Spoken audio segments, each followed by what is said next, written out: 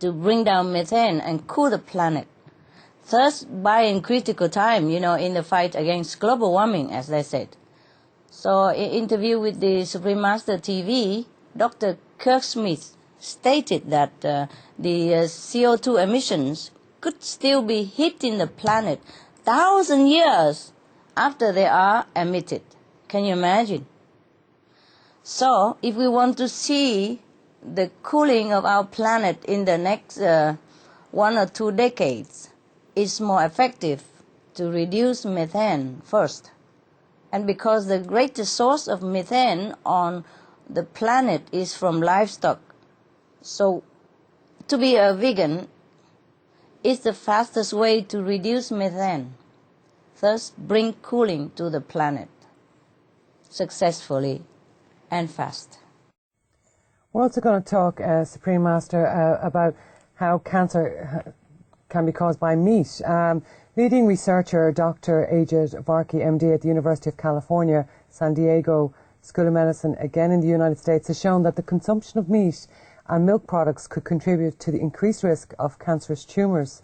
Having said this, there are many that feel unclear regarding how much animal protein or calcium for milk they need for a proper balanced diet.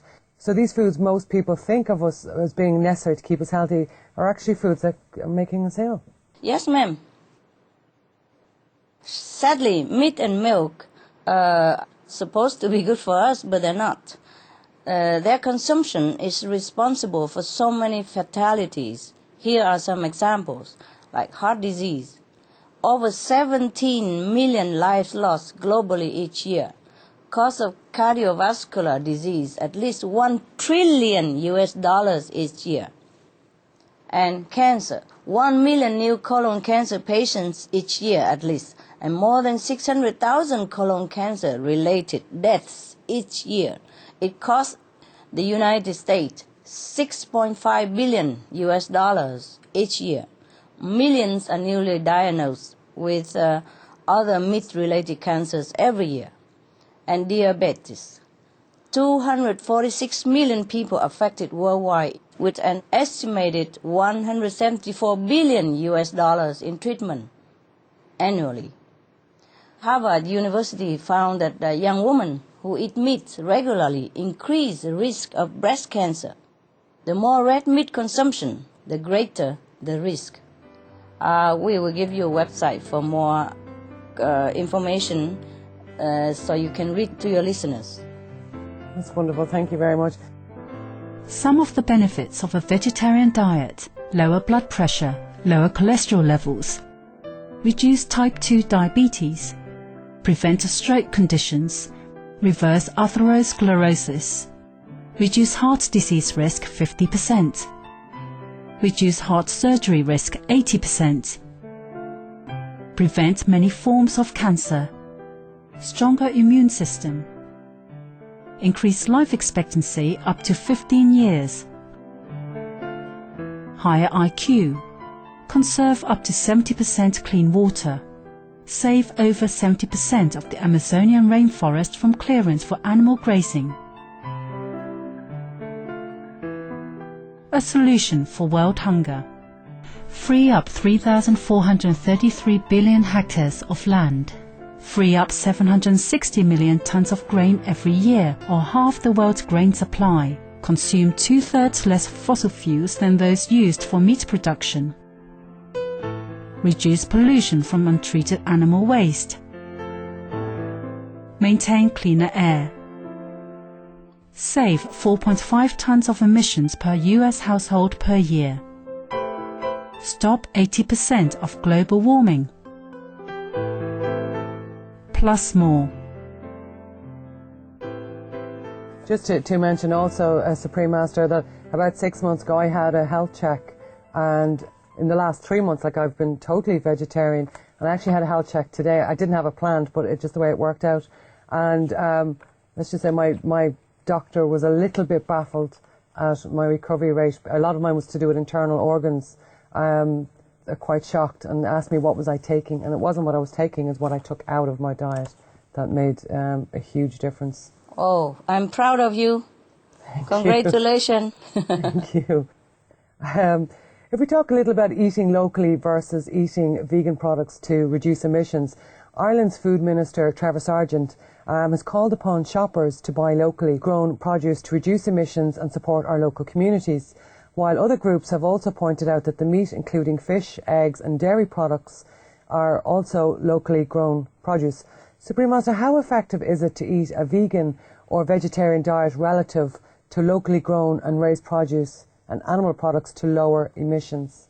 According to some reference I have at hand, a study by Carnegie Mellon University in USA, only 11% of emissions come from transportation, and animal products stand for 58% of the emissions in the American diet. So by being vegan, even one day a week, the emissions saved would be more than eating locally all year long. Of course, we have some more website for you to give to your listeners, because I'm afraid we don't have enough time, so I don't read all that. We'll have to have you back on, Supreme Master. Yes. Do you think, though, Supreme Master, that would most of our children have been vegetarians if we hadn't encouraged them to eat meat? Of course. Have you seen many kids who keep spitting out their food while you're feeding them? Or when the mother feeding them, they keep spitting it out. Definitely, if we have not encouraged them to have meat, then they would have never gone onto that diet. It is all a question of habit. You see, right from the beginning of the fetus life, the baby has already tried to help the mother to kick out all the toxic elements from her body, hence the morning sickness, etc. Even when the mother-to-be just happens to smell the odor of fish, according to many mothers, the odor of fish, she normally had no reaction before the pregnancy. She would have no problem smelling it or eating it. But when she's pregnant, she begins to vomit just to smell the fish. So, and you witness, the infants try to spit out meaty stuff, yeah? That is forced onto them. But then later they became habitually fed and forced to be accustomed to meat diet, till adulthood. Because everybody told mother that meat is good, fish is good for the child. So for the love of the child, she feeds them the meat diet. It's a pity, because for most of us, we have been forced into this unhealthy, unloving diet this way. All the children have been forced into this. So we have to change all this, because we know now it's no good. I don't have children, Supreme Master, but I have dogs and I have cats. And I think I spoke to you the last time about some of the dangers in the food, especially in animal products or animal pet food. Do you think that, and we could say the same for our pets, as you just mentioned for our children, that they don't automatically need meat to grow or to survive?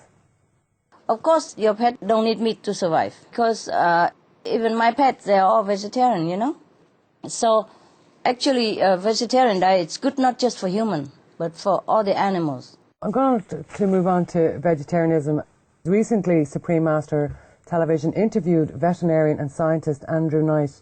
Andrew stated that most of the diseases that our beloved pets, including cats and dogs, get come from the animal-based foods they're being fed, and that a vegan diet is the best diet to keep your pets healthy. He also stated that one survey found that 40% of human-grade fish and bacteria accounts for more than 500 million per gram, which was the definition of spoiled, and another 30% had bacterial counts in excess of 10 million per gram, which is the definition of rotten. This was human-grade fish. The fish that goes into the commercial cat and dog food is obviously of a much worse quality. Master Ching, I know you feed your pets a vegan diet that we just mentioned,